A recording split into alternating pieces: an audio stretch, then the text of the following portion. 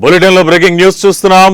ఉత్తరప్రదేశ్ లోని ఝాన్సీలో మెడికల్ కాలేజీలోని నియోనాటల్ ఇంటెన్సివ్ కేర్ యూనిట్ లో శుక్రవారం రాత్రి భారీ అగ్ని ప్రమాదం సంభవించిన విషయం తెలిసిందే.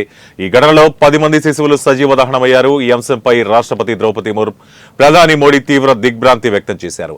ఉత్తరప్రదేశ్ లోని ఝాన్సీ మెడికల్ కాలేజీలో జరిగిన అగ్ని ప్రమాదం హృదయ విదారకంగా ఉంది.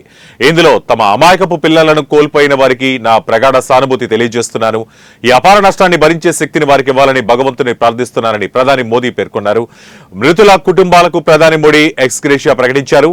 మృతుల కుటుంబాలకు 2 లక్షల ఎక్స్గ్రేషియా, క్షతగాత్రులకు 50,000 రూపాయల ఎక్స్గ్రేషియా ప్రకటించారు.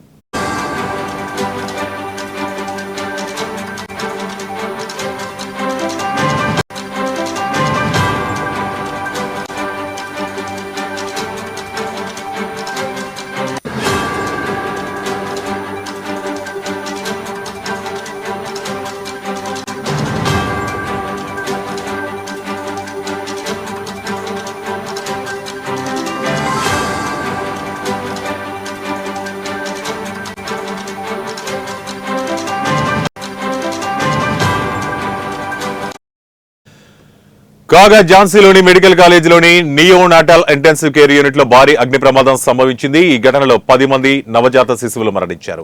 ఈ ప్రమాదం తర్వాత ఉదయం ఉప ముఖ్యమంత్రి బ్రజేష్ పాఠక్ ఝాన్సీలోని మహారాణి లక్ష్మీబాయి మెడికల్ కాలేజీకి చేరుకున్నారు.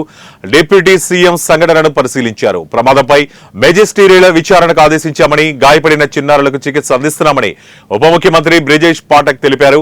ఆర్థిక సాయం చేసేందుకు కూడా సిద్ధంగా ఉన్నామన్నారు. నవజాత శిశువుల మృతి చాలా దురదృష్టకరమని, కుటుంబ సభ్యులతో కలిసి నవజాత శిశువుల మృతదేహాలను గుర్తించేందుకు ప్రయత్నిస్తున్నామని డిప్యూటీ సీఎం బ్రజేష్ పాఠక్ తెలిపారు. తొలి విచారణను పరిపాలనా స్థాయిలో నిర్వహిస్తామని తెలిపారు. ఆరోగ్య శాఖ 2వ విచారణను పోలీసులు చేస్తారు. అగ్నిమాపక శాఖ బృందం కూడా పాల్గొంటుంది. 3వది మెజిస్ట్రేట్ విచారణకు కూడా సూచనలు ఇవ్వబడ్డాయి.